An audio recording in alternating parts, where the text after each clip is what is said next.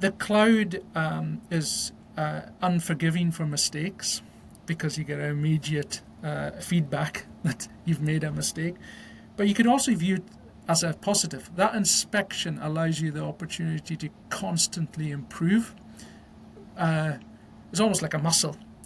You're now exercising the muscle, and the next time you do it, you're going to be better. The next time you do it again, you'll be even better. So I think some organizations view it as an overhead, but actually it's a huge opportunity to see how effective you are as a team in building services, running services. Well, and especially to my point earlier on really where that being very clear and self-aware on where that team's coming from. We did not have but one person across a team of 45, 50 people who had experience with the cloud, who had experience in AWS. And I knew right there, even though we had very, very competent, capable people, it's one of those changes that it's not so unique, and we weren't so early on the curve that we were breaking new ground.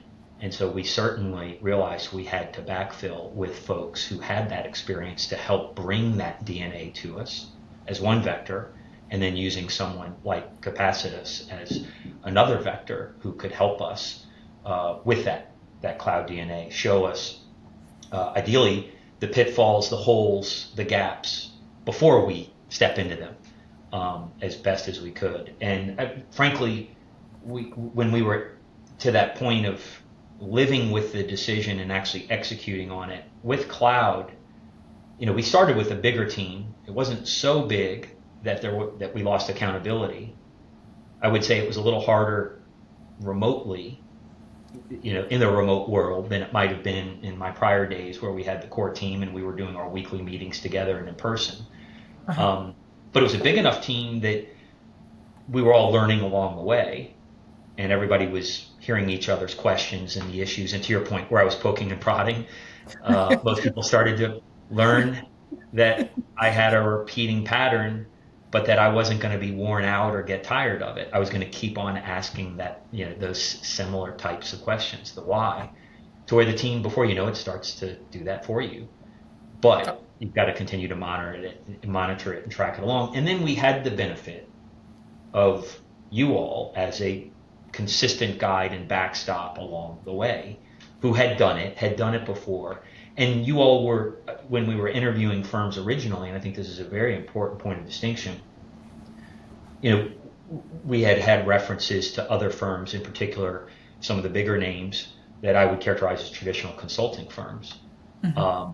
And they were going to staff us up and help us with all the strategic planning and the guidance that we knew we needed to make this broader change a success. And I remember going through that process thinking to myself that there's something different about this move. My father, who's a doctor, used to say, there are those who can and do, and then there are those who teach. He never really loved his teachers. It was kind of a knock on teachers. And I sometimes think of consultants in that way. There are those who can and do it, and then there are those who consult.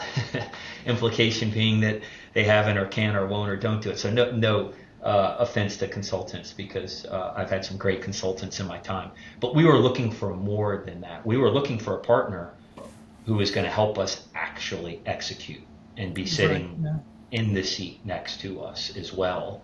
And as I mentioned earlier, not just execute through the transition, but be here post-transition and help us learn how to live in the cloud. Not just get to the cloud, but how to live in the cloud, which I think was when the real fun started, frankly.